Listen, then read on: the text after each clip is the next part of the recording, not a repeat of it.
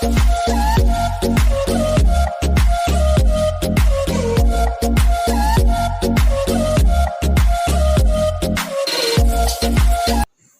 Friends, welcome to RasiTips.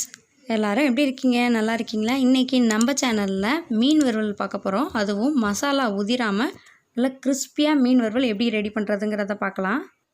அதுக்காக நான் மீன் தான் எடுத்திருக்கேன். மீனை நல்லா இந்த மாதிரி பீஸ் போட்டு எடுத்துக்கோங்க.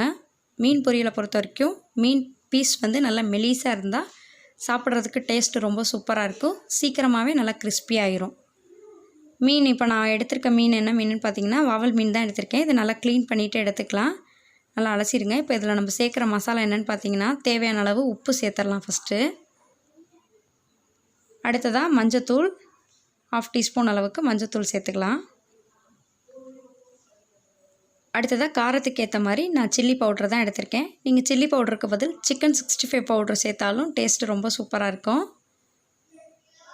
இதோட மீன் வறுவல் நல்லா கிறிஸ்பியாக மசாலா உதிராமல் இருக்கிறதுக்காக நான் கார்ன்ஃப்ளவர் மாவு தான் எடுத்திருக்கேன். 2 டேபிள் ஸ்பூன் அளவுக்கு கார்ன்ஃப்ளவர் மாவு போட்டுக்கலாம். கார்ன்ஃப்ளவர் மாவு போட்டால் மட்டும்தான் நமக்கு மீன் மசாலா உதிராமல் நல்லா கிறிஸ்பியாக நல்லா சூப்பராக இருக்கும். டேஸ்ட்டும் நல்லாயிருக்கும். இதோட நான் ஒரு லெமன் ஜூஸ் தான் எடுத்திருக்கேன். நீங்கள் எடுத்திருக்க மீன் துண்டுகளுக்கு தகுந்த மாதிரி லெமன் எடுத்துக்கலாம். 1/2 kg இருந்துச்சுன்னா அரை லெமன் ஜூஸ் போதும்.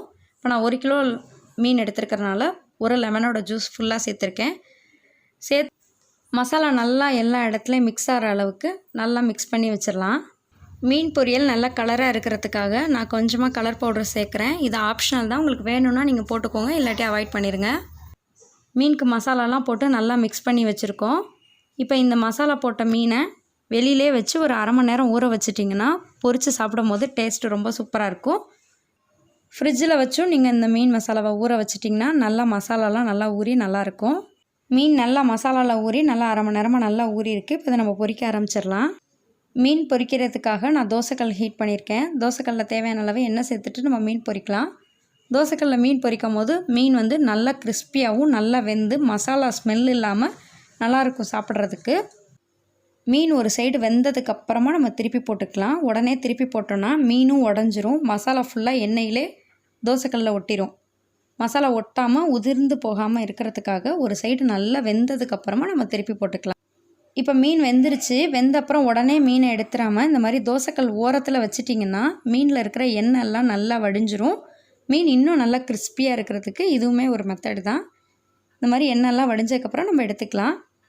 பொரிச்சு எடுத்த மீனை இந்த மாதிரி டிஷ்யூ பேப்பரில் வச்சிட்டிங்கன்னா அதில் எண்ணெய் இருந்தாலும் எண்ணெய்லாம் அந்த டிஷ்யூ பேப்பரில் இறங்கிரும். எண்ணெய் இல்லாமல் மீன் சாப்பிட்றதுக்கு நல்லாயிருக்கும். ஃப்ரெண்ட்ஸ், இதே மாதிரி நீங்களும் வீட்டில் மீன் பொரிக்கிறப்ப இந்த மெத்தடில் ட்ரை பண்ணி பாருங்கள். ட்ரை பண்ணி பார்த்துட்டு எப்படி இருந்துச்சுங்கிறத மறக்காமல் என்னோட கமெண்ட் பாக்ஸில் ஷேர் பண்ணிக்கோங்க. நீங்கள் இன்னும் நம்ம RasiTips சேனலை சப்ஸ்கிரைப் பண்ணாமல் இருந்தீங்கன்னா சப்ஸ்கிரைப் பண்ணிட்டு பக்கத்தில் இருக்க பெல் ஐக்கானை கிளிக் பண்ணிடுங்க. அப்போ தான் தினம் நான் அப்டேட் பண்ணக்கூடிய வீடியோஸ் உங்களுக்கு உடனுக்குடன் நோட்டிஃபிகேஷன் வரும். ஃப்ரெண்ட்ஸ், இந்த வீடியோ உங்களுக்கு பிடிச்சிருந்துச்சுன்னா லைக் பண்ணிவிட்டு யார் யாருக்கெல்லாம் இந்த வீடியோ யூஸ்ஃபுல்லாக இருக்கும்னு நினைக்கிறீங்களோ அவங்களுக்குலாம் ஷேர் பண்ணுங்கள். தேங்க்யூ ஃபார் வாட்சிங். Thank you friends.